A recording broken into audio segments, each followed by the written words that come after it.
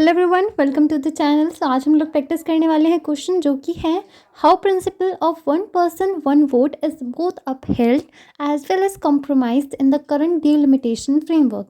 सो हम इसके आंसर की शुरुआत करेंगे इंट्रोडक्शन के साथ, जिसमें हम लोग एक्सप्लेन करेंगे कि वन पर्सन वन वोट क्या होता है। उसके बाद हम डिलिमिटेशन के बारे में बता सकते हैं और इसके जो कॉन्स्टिट्यूशन में आर्टिकल्स है उसके बारे में। फिर हम लोग हेडिंग डालेंगे, पहले पार्ट को एक्सप्लेन करेंगे कि किस तरीके से ये प्रिंसिपल को अपहोल्ड करता है। इसके कुछ पॉइंट्स हैं हमारे पास, जैसे कि इक्वल कंसिस्टेंसी साइज होता है। इसके अलावा हम अलग अलग पॉइंट्स लिखेंगे। फिर हम सेकंड पार्ट की शुरुआत करेंगे कुछ इस तरीके से।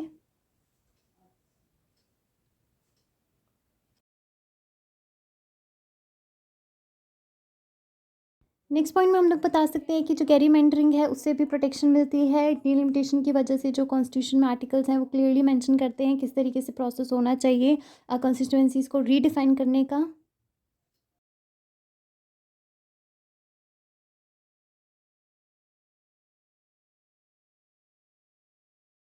नेक्स्ट थर्ड पॉइंट हम लोग एक्सप्लेन कर सकते हैं कि ये जो पूरा प्रोसेस होता है रीडिफाइन करने का कॉन्स्टिट्यूएंसीज को, एक इंडिपेंडेंट बॉडी कंडक्ट करती है जो कि डिलिमिटेशन कमीशन।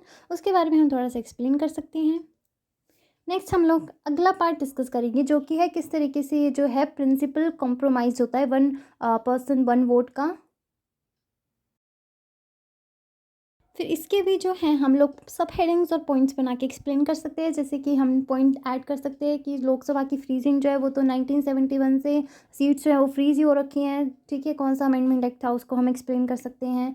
फिर इसके बाद हम फर्दर इसी को ही और एक्सप्लेन करेंगे कि जो साउथर्न स्टेट्स हैं उन्होंने अपनी पॉपुलेशन को बहुत बढ़िया तरीके से कंट्रोल किया है। सारे पैरामीटर्स जो हैं हेल्थ वगैरह एजुकेशन, उनने बहुत अच्छे से बढ़िया से अपना मैनेज कर रखा है, जिस वजह से उनके बिहाफ पे जो उनकी डिलिमिटेशन है, डीलिमिटेशन की वजह से उनको काफ़ी ज़्यादा भारी नुकसान हो सकता है, क्योंकि इनकी जो लोकसभा में सीटें हैं वो कम हो सकती है। इसी पॉइंट को हम लोग और फर्दर एक्सप्लेन कर सकते हैं कि पॉपुलेशन कंट्रोल और रिप्रेजेंटेशन के बीच में कन्फ्लिक्ट है, क्योंकि जिसने अपनी पॉपुलेशन कंट्रोल कर लिया है उसको कम सीट्स मिलेगी लोकसभा में, कम रिप्रेजेंटेशन मिलेगा। सो कहीं ना कहीं ये जो स्टेट्स हैं, साउथर्न स्टेट्स हैं जैसे केरला हो गई, तमिलनाडु होगी, ये इस बात को अपोज कर रहे हैं। तो हम इसका एग्जाम्पल भी डाल सकते हैं। जैसे अभी न्यूज़पेपर में काफ़ी सारे आर्टिकल्स वगैरह आ रखे थे इसके डीलिमिटेशन के ऊपर, क्या इसके फ़ायदे हैं, क्या इसके नुकसान हैं और क्या इसके वे फॉरवर्ड में हम लोग बता सकते हैं कि किस तरीके से हम लोग क्या क्या अल्टरनेट स्टेप्स ले सकते हैं, वेटेड रिप्रेजेंटेशन कर सकते हैं। इसके अलावा और जो हम इस तरीके से पार्लियामेंट्री सीट्स जो हैं वो इंक्रीज़ करें, ताकि